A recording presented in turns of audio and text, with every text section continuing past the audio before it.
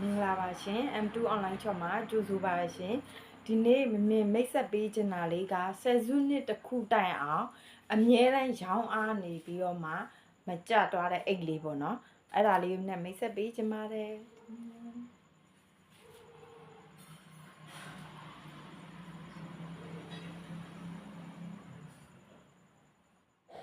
နော်အိတ်လေးကဒီလိုလေးဒီမဲ့အထဲမှာဆိုလို့ရှိရင်လည်း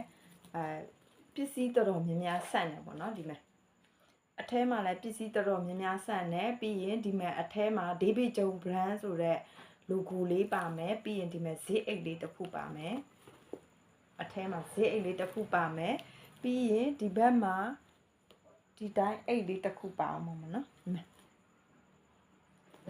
ဒီလိုလေးပါပါတယ်ဒီလိုလေးပေါ့နော်စစ်လေးရလာဒီလိုလေး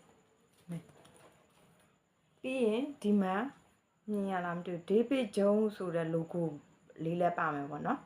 ရှစ်စရာလေးဒီအိတ်လေးရဆိုလို့ရှိရင်အယောင်လိုင်းအနေနဲ့ဆိုလို့ရှိရင်သူက3ယောင်လာတယ်ပေါ့နော်ဒါလေးကအတားရောင်လေးပေါ့နော်ဒီအတားရောင်လေးရဲ့အနှက်ရဲ့အဖြူရဲ့3ယောင်လာတယ်ပေါ့နော်ဒီအိတ်လေးဆိုလို့ရှိရင်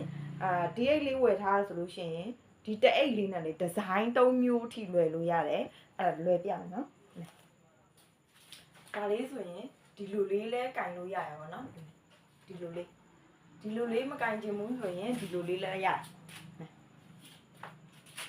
ဒီလိုလေးလဲကင်လို့ရတယ်ပြီးရင်ဒီထဲမှာ